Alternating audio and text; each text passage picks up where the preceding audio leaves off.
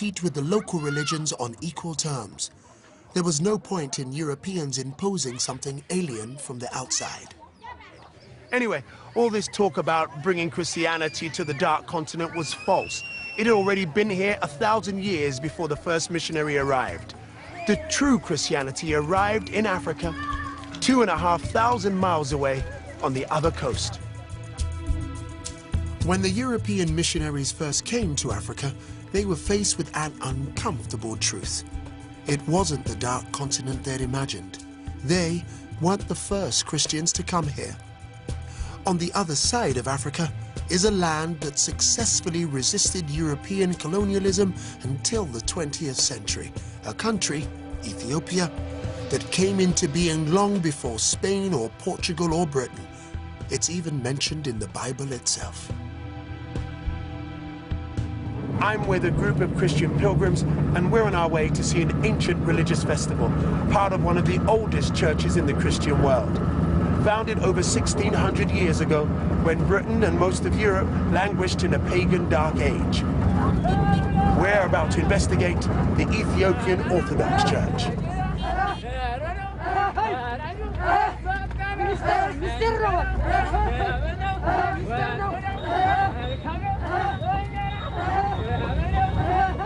Here at Lalibela, in the Ethiopian highlands, is one of the most extraordinary religious sites in the world.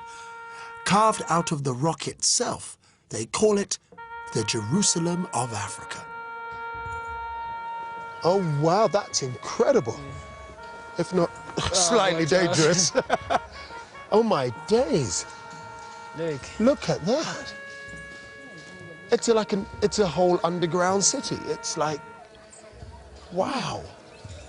How old did you say this is? Over 800 years ago. It was excavated at the end of the 12th century. My word.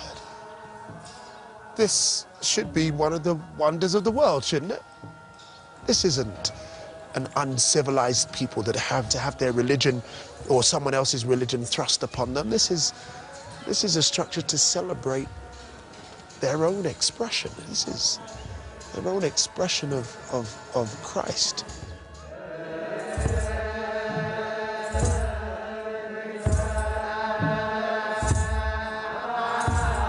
The Ethiopian Orthodox Church was founded when pagan emperors still ruled in Rome. It is thought that Christianity was brought here by monks from Egypt in the 4th century. You see the cross on the ceiling? Malta's cross? But some Ethiopians claim that their faith goes right back to the Old Testament times, before Christianity even existed.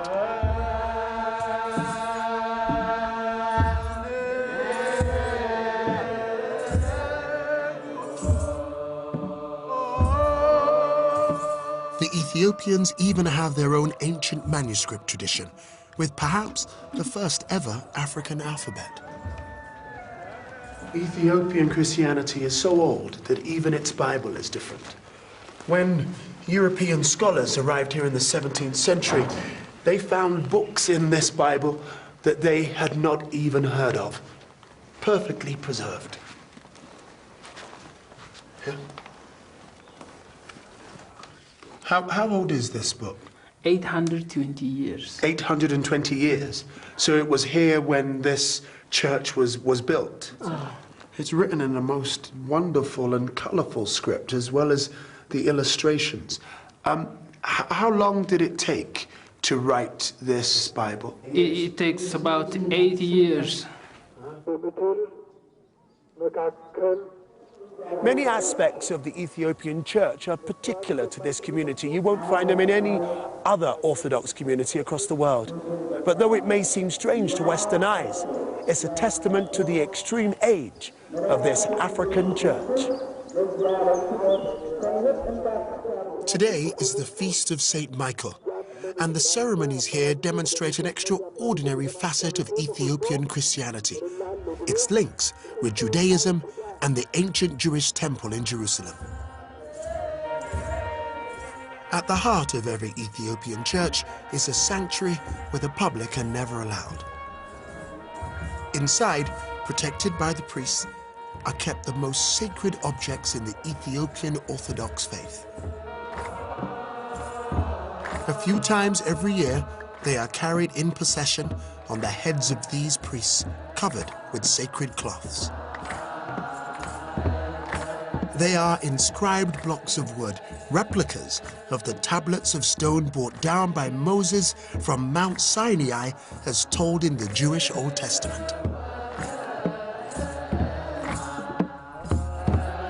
The Ethiopians practice other Jewish customs too, such as circumcision, and even many of the Jewish dietary rules.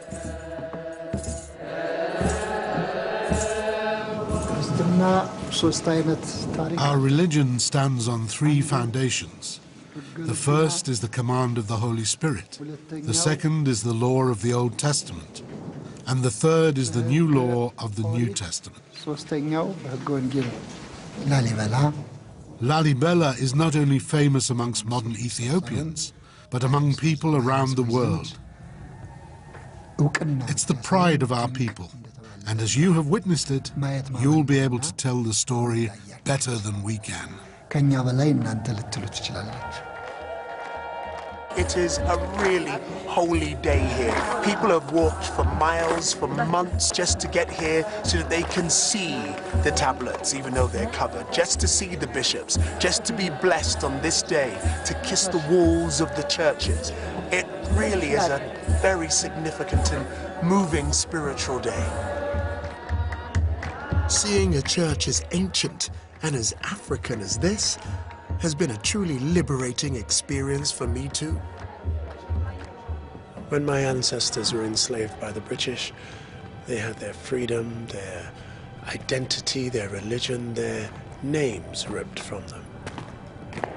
I was born with the surname Roberts, that of the last slave master to own someone in my family. When I discovered this, I decided to trace my ancestry back to Ghana and reclaimed an ancestral name, Kwame Kwei-Armah.